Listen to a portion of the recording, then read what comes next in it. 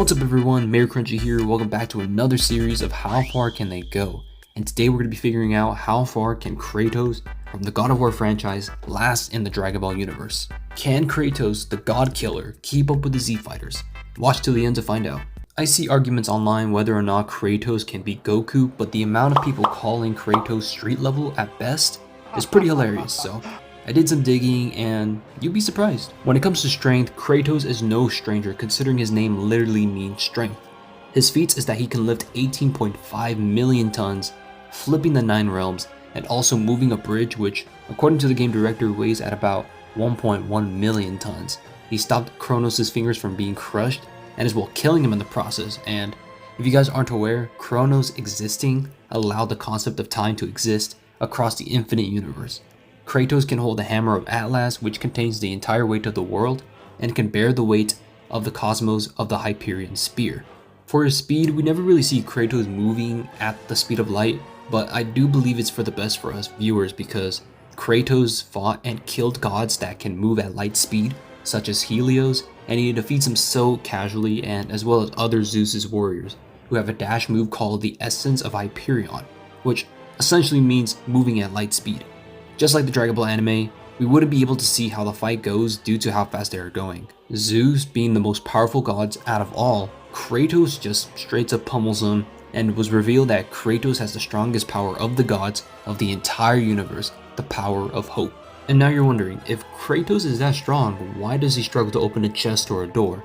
Well, you're right, but for the sake of the games, the player needs to experience at least some sort of struggle, aside from combat, since you're learning Kratos' combat, because if it was actually realistic, the game would be playable due to how short the game would be, and that Kratos would be one-shotting everyone. So how does this translate to the Dragon Ball anime? Well, Kratos' stats are pretty much infinite, so technically, Kratos can pretty much defeat everybody in the Dragon Ball universe.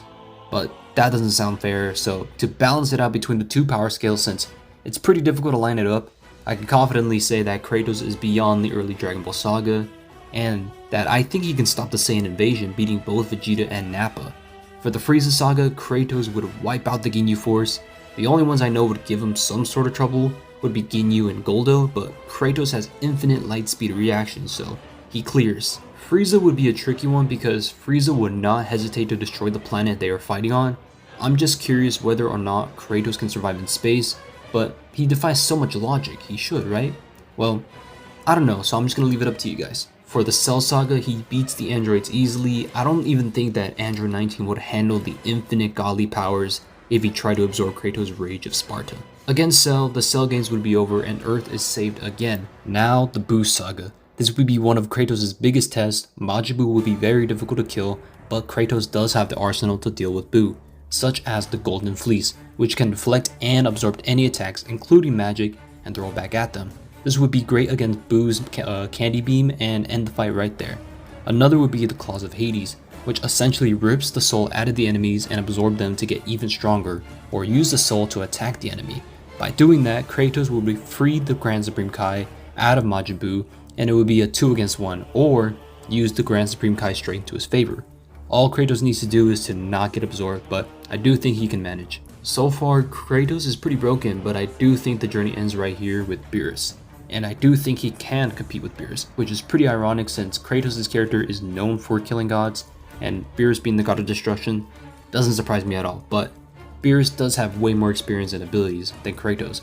While Kratos is only over 1,000 years old, Beerus is over millions of years old, so that's where I believe Kratos' journey ends right there. Beerus just has way more experience, and if it was a straight up one-on-one, no flying or planet destruction, Kratos would just embarrass Beerus. I just think the number of powers and abilities the Dragon Ball character has against Kratos would give Kratos a run for his money. But I do believe Kratos can work his way around it and end the fight before it can even escalate further. I mean, the current Kratos just wants to chill, take care of his kid, he just wants to be left alone. The only ones I feel like would bother him to fight are Goku and Frieza. So let's just say Beerus just lets him chill, then Kratos will live up to the Tournament of Power. Can you imagine Kratos being part of the Universe 7 team? It would be over. Now, against Broly, I feel like Kratos would be reminded of himself of his younger days, where he had no control and let loose, but he would stop Broly.